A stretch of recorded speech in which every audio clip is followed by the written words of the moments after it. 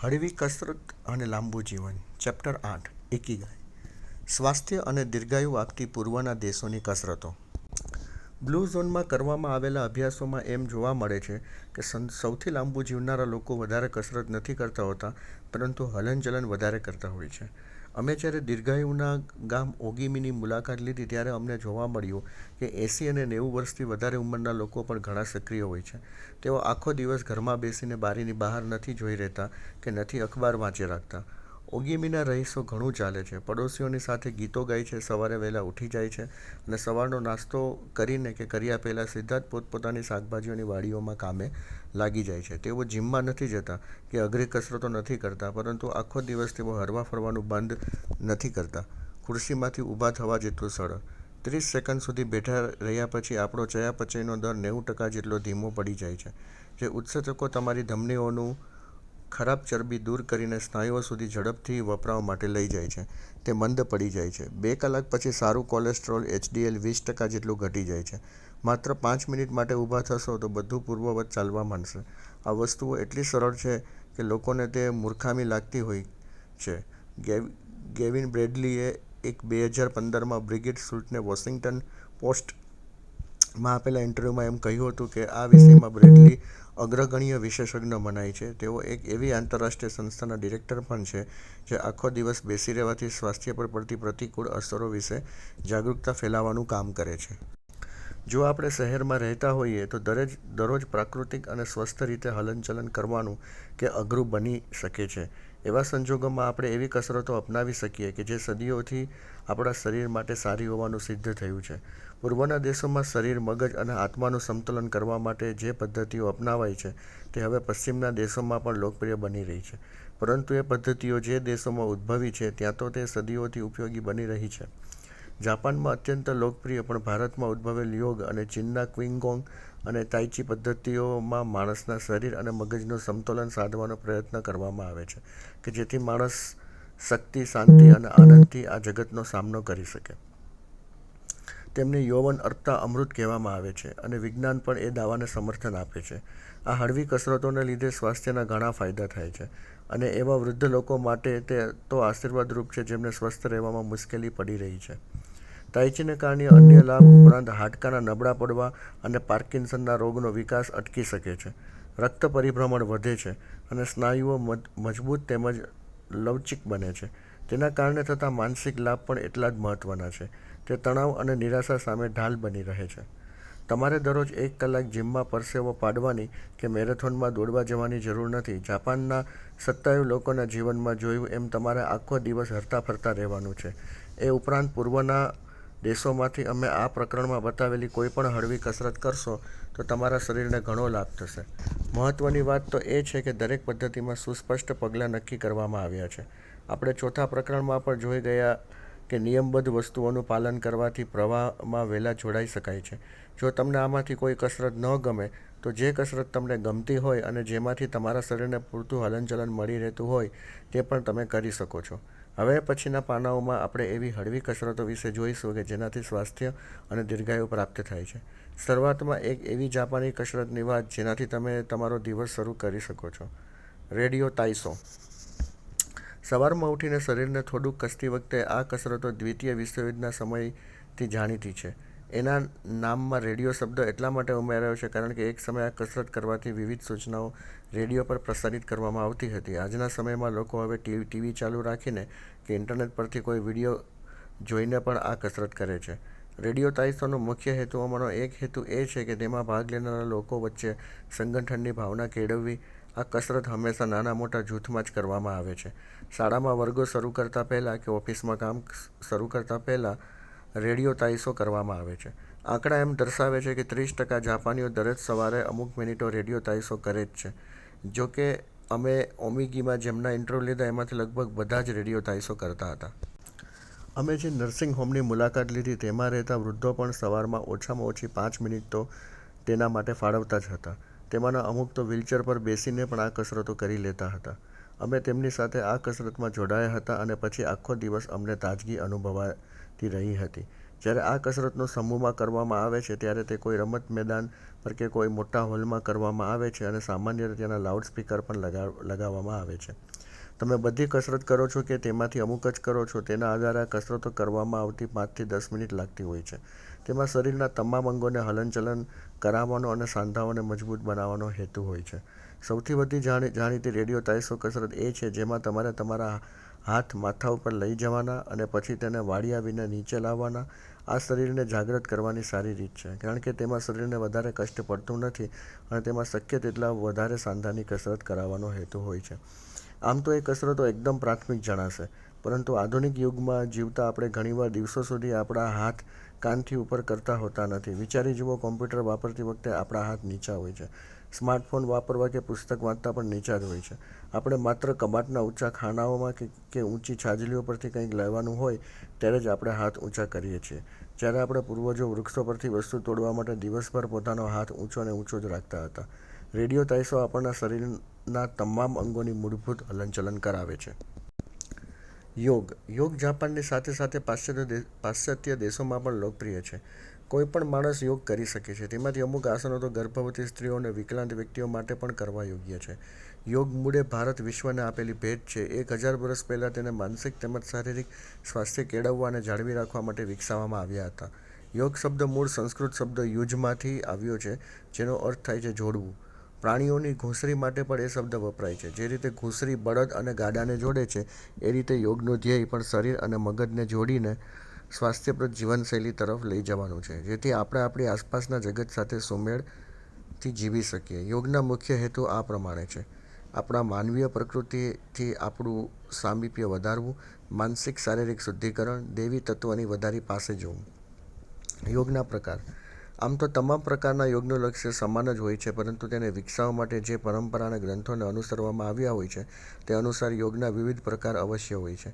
તેના તજજ્ઞો એમ જ કહેશે કે બધા પ્રકાર વચ્ચેનો ભેદ તો એટલો જ છે કે જેટલો એક શિખર પર જવા માટે લેવામાં આવતા વિવિધ માર્ગોનો છે. જ્ઞાન યોગ. ચાતુર્યનો યોગ, જેમાં શિસ્ત અને માનસિક વિકાસ પામવાનો પ્રયત્ન કરવામાં આવે છે. કર્મયોગ. એવા કર્મો પર ધ્યાન કેન્દ્રિત કરવું જેનાથી પોતાને અને સમાજને લાભ થાય. ભક્તિ યોગ. દેવી શક્તિ પ્રત્યે ભક્તિ અને સમર્પણનો યોગ. મંત્ર યોગ. મંત્રોચ્ચાર પર ધ્યાન કેન્દ્રિત કરીને માનસિક સ્વાસ્થ્ય પ્રાપ્ત કરવામાં આવે છે. કુંડલિની યોગ. વિવિધ પગલાઓના સાયુજ્યથી ઉચ્ચ માનસિક સ્તરે પહોંચવામાં આવે છે. રાજયોગ. તેને રાજવી માર્ગ તરીકે પણ ઓળખવામાં આવે છે.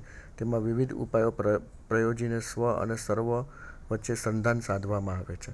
હઠયોગ.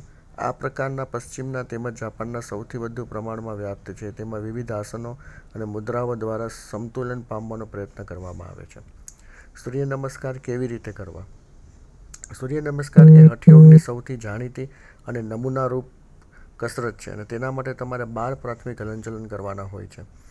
1. બંને પગ ભેગા કરીને સીધા ઊભા રહો, પરંતુ તમારા સ્નાયુઓ તણાવમુક્ત જ રાખો. શ્વાસ છોડો. શક્ય હોત તો સૂર્યની સામે જ ઊભા રહેવું અને જેથી શરીરને સૂર્યશક્તિનો લાભ પણ મળે, અને એટલે જ આ કસરતને સૂર્ય નમસ્કાર કહેવાય છે. 2. નમસ્કારની મુદ્રામાં બંને હાથ તમારી છાતી આગળ રાખો. આ મુદ્રામાં જ ઊંડો શ્વાસ લઈને તમારા હાથને ઉપર માથાની ઉપર લઈ જાઓ. તમારા હાથ માથાની ઉપર લઈ જાઓ અને પાછળની દિશામાં થોડાક નમો. શ્વાસ છોડતા આગળની દિશામાં નીચા નમો અને ગોઠણ વાળ્યા વિના તમારી હથેળીઓ વડે ધરતીને સ્પર્શો. 4. એક પગને એવી રીતે પાછળ લઈ જાઓ કે જેથી એ પગની આંગળીઓ પર એક જ પગ ટેકવાય. ઊંડો શ્વાસ લો. શ્વાસ રોકી રાખીને બીજો પગ પણ એવી જ રીતે પાછળ લઈ જાઓ અને હાથ તથા પગ બંને ટટ્ટાર રાખો. 6. શ્વાસ છોડતા હાથ વાળો અને તમારી છાતીને ધરતીનો સ્પર્શ કરાવો અને પછી છાતીના ભાગને આગળ લઈ જાઓ. 7. તમારી કરોડરજ્જુને વાળો અને શરીરનો કમરથી નીચેનો ભાગ ધરતી ઉપર ટેકવી દઈ ઊંડા શ્વાસ લો. 8. તમારા હાથ અને પગ ધરતી પર જ રાખીને તમારા નિતંબને એટલે સુધી ઊંચા લઈ જાઓ કે જેથી ઉલટા વી જેવી મુદ્રા બને. આ સમગ્ર હલનચલન દરમિયાન શ્વાસ છોડતા રહો. 9. જે પછી પાછળ લઈ ગયા હતા તેને આગળ લાવીને એવી રીતે ગોઠણથી વાળો કે જેથી તમારો ગોઠણ અને એ પગ સીધો જ તમારા મસ્તક નીચે અને બંને હાથની વચ્ચે આવે. ઊંડો શ્વાસ લો. 10. હવે બીજો પગ આગળ લાવતા શ્વાસ છોડવાનું ચાલુ રાખો અને મુદ્રા 3માં જે રીતે બંને હથેળીઓ ધરતીને સ્પર્શેલી રાખી હતી તેમ જ રાખીને બંને પગ ટટ્ટાર કરો. 11. મુદ્રા 2ની જેમ ઊંડો શ્વાસ લેતા લેતા હાથ જોડેલા રાખીને મસ્તક ઉપર લઈ જાઓ અને પાછળની દિશામાં થોડાક નમો. 12. શ્વાસ છોડતા છોડતા હાથ નમસ્કારની મુદ્રામાં છાતી આગળ લાવી દો. તમે સૂર્ય નમસ્કાર કરી લીધા. હવે તમારો દિવસ અદ્ભુત જશે. તાઈ ચી, તેને તાઈ ચી યુઆન કે તાઈ જુ કુઆન પણ કહેવામાં આવે છે. આ માર્શલ આર્ટ સદીઓ પહેલાં બૌદ્ધ ધર્મ અને કોન્ફ્યુશિયસના પંથ સાથે જોડાયેલી જોઈ શકાય છે. તે જાપાનમાં પણ અત્યંત લોકપ્રિય છે. ચીનની પરંપરા અનુસાર એમ માનવામાં આવે છે કે તાઓવાદી અને માર્શલ આર્ટના વિશેષજ્ઞ ઝહાંગ સેનફેંગ દ્વારા તે વિકસાવવામાં આવી હતી. જોકે 19મી સદીમાં જગતને આ કલાનો પરિચય કરાવ્યો હતો યાંગ લુચાને. તાઈ ચી મૂળે અંગત વિકાસ માટેની માર્શલ આર્ટ છે. તેના કેન્દ્ર સ્થાને આત્મરક્ષણની ભાવના છે અને તેમાં વધારે બળનો ઉપયોગ કર્યા વિના માત્ર ચપળતાથી શત્રુને પરાજિત કરવાનું શીખવવામાં આવે છે. જોકે તાઈ ચીને શારીરિક અને માનસિક ઘાવ ભરવાની કલા પણ માનવામાં આવે છે. ધીમે ધીમે તેનો ઉપયોગ શારીરિક સ્વાસ્થ્ય તેમજ આંતરિક શાંતિ મેળવવા માટે વધવા માંડ્યો છે. પોતાના નાગરિકોને વધારે સક્રિય બનાવવા માટે ચીનના પ્રશાસને પણ અંગ કસરતના એક સ્વરૂપ તરીકે તેનો પ્રચાર કરવા માંડ્યો. એટલે માર્શલ આર્ટ તરીકેની તેની ઓળખાણ ભૂસાઈ ગઈ અને હવે તો તેને સ્વાસ્થ્ય અને સુખાકારીનું એવું માધ્યમ માનવામાં આવે છે કે જેને કોઈ પણ કરી શકે છે. તાઈ ચીની શૈલીઓ. તાઈ ચીના અલગ અલગ પ્રકાર અને શૈલીઓ છે. તેમાંથી નીચેના પ્રકારો અને શૈલીઓ પ્રખ્યાત છે. ચેન શૈલી. આ શૈલીમાં એકદમ ધીમી અને એકદમ ઝડપી હલનચલનનો વારાફરતી ઉપયોગ કરવામાં આવે છે. યેંગ શૈલી. આ શૈલીને સૌથી વધુ લોકો અનુસરે છે. તેમાં હલનચલન ધીમી અને પ્રવાહી શૈલી હોય છે. વુ શૈલી. તેમાં નાનકડી ધીમી પરંતુ મક્કમ હલનચલનનો ઉપયોગ કરવામાં આવે છે. હાઓ શૈલી. તે આંતરિક હલનચલન પર કેન્દ્રિત હોય છે અને બહાર તો ભાગ્યે જ કંઈ હાલતું દેખાય છે. આ શૈલીમાં સૌથી ઓછો ઉપયોગ કરવામાં આવે છે. ચીનમાં પણ સૌથી ઓછો. શૈલીના વૈવિધ્ય છતાં એ બધાનું લક્ષ્ય તો એક સમાન જ છે. 1. સ્થિર રહીને હલનચલન પર નિયંત્રણ કરવું. બળને ચપળતાથી હરાવવું. પછીથી ચાલુ કરીને પહેલાં આવવું. તમારી જાતને અને તમારા વિરોધીઓને જાણવા. તાઈ ચીના 10 મૂળભૂત સિદ્ધાંતો. વિશેષજ્ઞ યેંગ ચેંગફુના મતાનુસાર તાઈ ચીના યોગ્ય અભ્યાસમાં 10 સિદ્ધાંતો જરૂરી છે. 1. તમારું મસ્તક એકદમ ટટ્ટાર રાખો અને તમારી સમગ્ર ઉર્જા ત્યાં જ કેન્દ્રિત કરો. 2. તમારી છાતી ચુસ્ત કરો અને પીઠનો વિસ્તાર કરી શરીરના નીચેના હિસ્સાનું વજન ઘટાડો. 3. તમારા કાંડાને તણાવ મુક્ત રાખો અને એને જ તમારા શરીરનું માર્ગદર્શક બનવા દો. 4. ભારેપણા અને હલકાપણાનો તફાવત સમજો અને તમારું વજન કઈ રીતે વહેંચાયેલું છે તે પણ જાણો. 5. ખભા એકદમ તણાવમુક્ત રાખો જેથી તમારા હાથનું હલનચલન એકદમ યોગ્ય રીતે થઈ શકે અને ઉર્જાના પ્રવાહને વહેતો રાખો. 6. શરીરની શક્તિ કરતાં મગજની ચપળતા વધારે મહત્વની છે તેમ સમજો. 7. શરીરના ઉપરના અને નીચેના હિસ્સાને એવી રીતે કસો કે જેથી બંને તાલ મિલાવીને કામ કરી શકે. 8. બાહ્ય અને આંતરિક શક્તિનો તાલ મિલાવો કે જેથી મગજ, શરીર અને શ્વાસોચ્છ્વાસ પર તાલ મિલાવે. 9. તમારી હલનચલનની ગતિને અવરોધો નહીં અને તેની પ્રવાહિતા અને તાલ જાળવી રાખો. 10. ક્ષણની સ્થિરતાને પારખો. સક્રિય શરીરથી મગજ શાંત બને છે. વાદળોની નકલ કરવી.